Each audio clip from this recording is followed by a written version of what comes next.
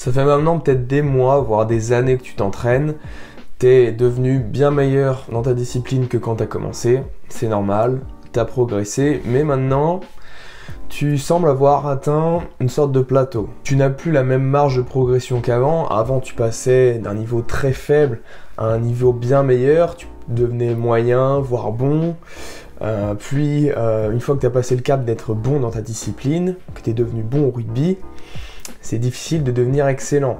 C'est difficile de progresser avec des plus grosses marges de progression et c'est tout à fait normal. Et je comprends ta frustration. Tu mets autant d'efforts, voire encore plus d'efforts qu'avant et tu progresses beaucoup moins, voire même pas du tout.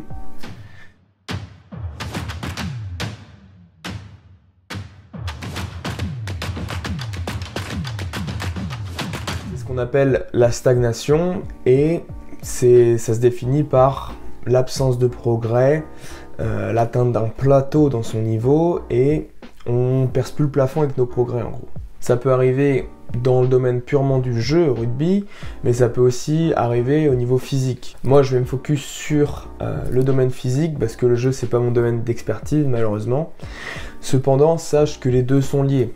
Un manque d'une qualité physique peut altérer ton jeu en match, par exemple le fait de manquer d'endurance. Eh bien, ça peut causer une dégradation de certains gestes techniques. Tu vas avoir des difficultés sur le plan cognitif, tu vas réagir moins rapidement. L'un dans l'autre, les deux sont liés, et vice-versa d'ailleurs. Moins tu maîtrises un geste techniquement, plus il va te bouffer en termes d'énergie. Si tu remarques un plateau, une phase de stagnation dans ton jeu, comme dans ta prépa physique, sur le plan physique, eh bien, intéresse-toi aux deux. Ça peut venir de l'un comme de l'autre. D'ailleurs, d'où est-ce que ça vient, cette stagnation ? Il y a plusieurs causes. Tout d'abord, il faut savoir que c'est normal, avec les années, de progresser de moins en moins vite. Il y aurait un problème si tu progressais autant que quand tu as commencé au plus jeune âge. C'est juste logique en fait de progresser de moins en moins vite avec le temps, voire même de plus progresser avec les années et avec l'âge surtout. Donc première cause, ça peut être justement ton âge. Passé 25-26 ans, on est censé sur le plan hormonal uniquement régresser. C'est triste mais c'est comme ça. Tu produis plus autant de testostérone que quand tu avais 16, 17, 18, 19, 20 ans et c'est normal de voir une certaine régression sur le plan physique. Ça veut pas dire que c'est fichu, hein, bien au contraire, mais sache juste que les efforts vont devoir être beaucoup plus intenses que quand tu étais plus jeune et tu peux rencontrer une certaine forme de stagnation finalement. Passer 35 ans, voire la quarantaine, c'est d'autant plus aggravé ce phénomène-là.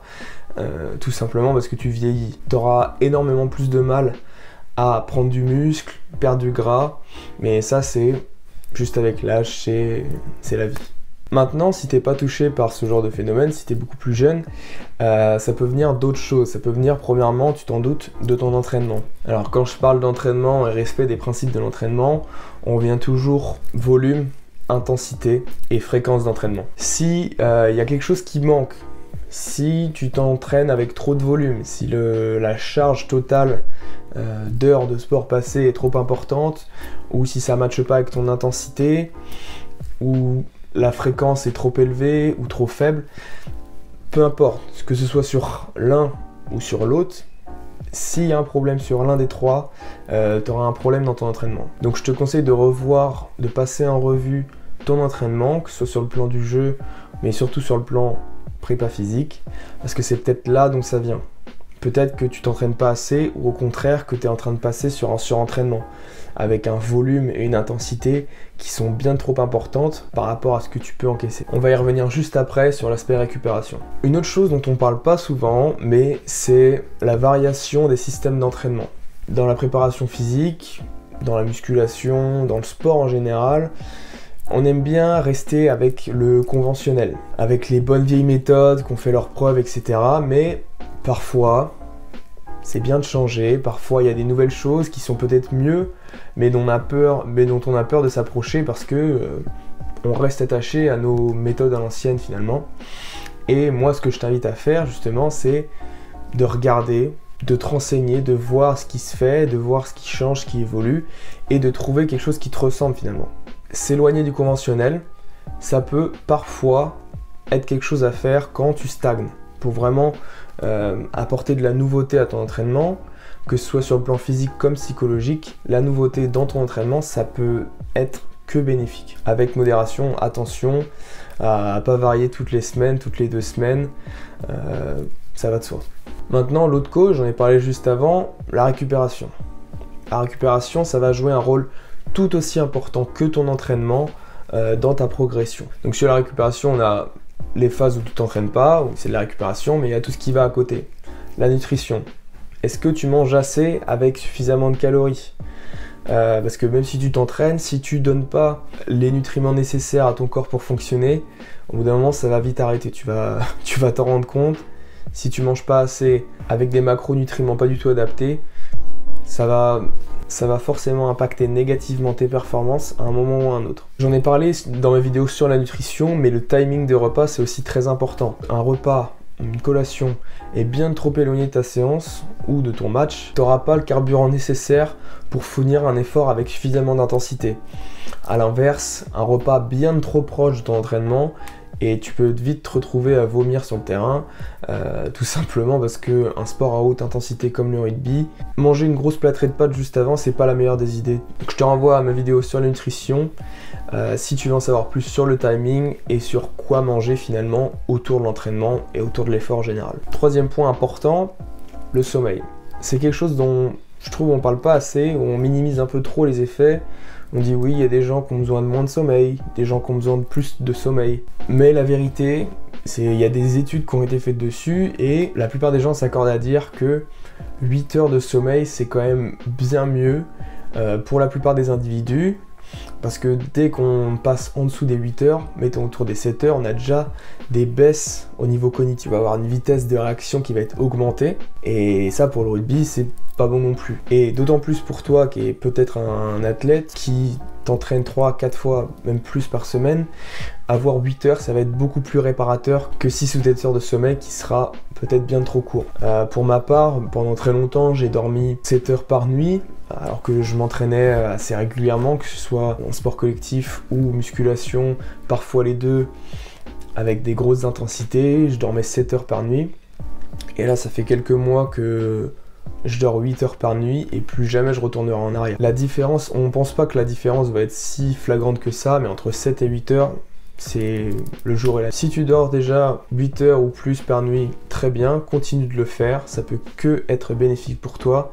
Si tu dors moins, essaye pendant 1 à 2 semaines de dormir plus de 8 heures par nuit et je pense qu'il y a des chances que tu aies du mal à revenir en arrière.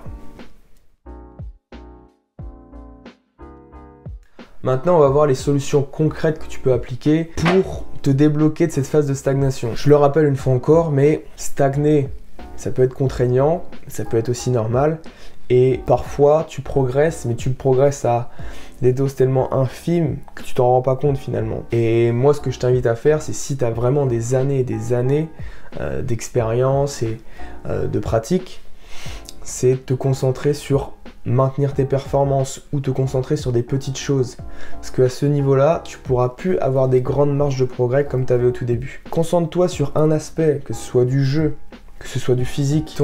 Tu te dis, je veux avoir, si tu as des problèmes sur tes passes en match, si tu sens qu'après les 40 premières minutes, ça commence à dégringoler niveau technique, niveau perf, fixe-toi un objectif. Je veux 80% de réussite sur mes passes aujourd'hui. Et tu te concentres sur ça. Tu te concentres juste sur ça à l'entraînement. Tu te concentres juste sur ça à ton match. Si c'est un truc niveau physique, tu te dis, bah moi je veux tenir minimum toute la première mi-temps à haute intensité. Je veux pouvoir mettre le paquet, je veux pouvoir être à fond pendant au moins la première mi-temps. Si je suis moins à fond en deuxième mi-temps, c'est pas grave, j'aurais au moins fait la première. Fixe-toi des objectifs comme ça peut vraiment te dire, ok, là je l'ai fait. La semaine dernière, j'ai pas réussi à atteindre cet objectif. Cette semaine, j'ai réussi, j'ai progressé. C'est aussi ça le pro. Donc maintenant, première catégorie de solutions, c'est sur ta récup. Je l'ai dit juste avant, sommeil, essaye 8 heures par nuit, essaye 9 heures par nuit. N'hésite pas quand tu t'entraînes tous les jours ou 3, 4, 5 fois par semaine, n'hésite pas à dormir plus, ça peut vraiment faire la différence. Oublie pas que plus tu te couches tôt, plus le sommeil est réparateur. Notre corps humain, il est timé pour être debout quand le jour se lève. Donc si tu te couches après minuit, ce genre de choses, les heures de sommeil vont être moins réparatrices. Tout simplement parce qu'on, comme je l'ai dit juste avant, on est timé par rapport à la température extérieure et à la température de notre corps. On va avoir un sommeil qui est beaucoup moins réparateur quand on dort une partie de la journée. Moi par exemple, pendant plusieurs mois j'ai travaillé de nuit. Même si c'est confortable de s'endormir à 6 ou 7 heures, enfin pour moi c'était le cas, m'endormir à 6 heures du matin, j'avais pas trop de problèmes, mais quand tu arrives à midi, 13h, 14h, tu dors beaucoup moins bien, tout simplement à cause de la température extérieure, à cause du bruit aussi, et tout simplement parce que ton corps il est pas fait pour ça. Donc essaye de te coucher avant minuit, 22h, 21h si tu peux, ça sera d'autant plus réparateur. Deuxième point, écouter son corps. Des fois, il faut savoir lever le pied, des fois on s'entraîne trop. C'est d'autant plus accentué quand on est frustré par notre manque de progrès. Des fois, tu t'entraînes tout simplement trop. Donc, il faut savoir écouter son corps quand on est trop fatigué. Parfois, faut skipper cette séance de physique, cette séance de jeu. Même si ça fait chier, il faut savoir écouter son corps et savoir se reposer quand il est temps de se reposer. Troisième point, la nutrition. On en a parlé juste avant. Maintenant, qu'est-ce que tu peux faire concrètement? C'est surveiller tes macronutriments, avoir un apport équilibré, manger des légumes pour éviter d'avoir un métabolisme trop acide, ce qui favorise l'inflammation de tes tendons. Éviter trop la junk food. Il faut savoir que toutes les calories ne se valent pas. 500 calories d'un plat purement junk food contre 500 calories d'aliments de qualité, ça n'aura pas du tout le même effet sur ton corps. Ça évitera les pics de glycémie et ça évitera d'avoir un niveau d'énergie instable tout au long de la journée. Et maintenant l'entraînement, qu'est-ce que tu peux faire concrètement au niveau de ton entraînement pour t'améliorer, pour progresser? Tout d'abord ça va se passer, moi je vais parler de ce que je connais, c'est-à-dire la préparation physique.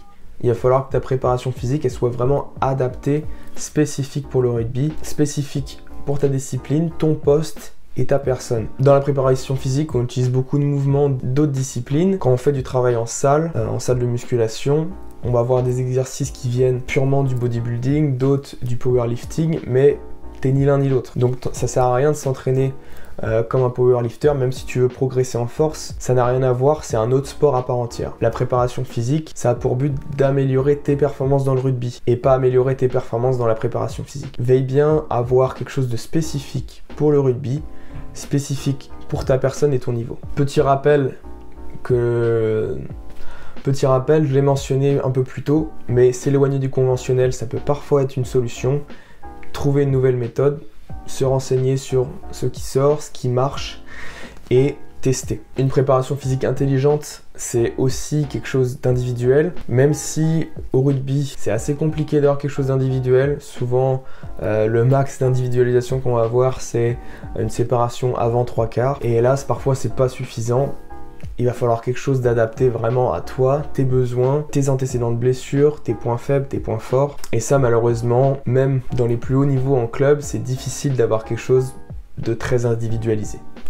Si tu veux quelque chose d'individualisé à 100%, intelligent et spécifique au rugby, rejoins mon coaching privé Barbell où là, je te fais une préparation physique vraiment sur mesure pour tes besoins. Et là, tu pourras vraiment faire la différence au niveau de tes progrès, tu pourras vraiment commencer à sortir de tes zones de plateau, tout simplement parce que c'est quelque chose qui sera fait pour ta personne et personne d'autre. Si t'es intéressé, je te mets tous les liens en description et d'ici là, je te dis à la prochaine.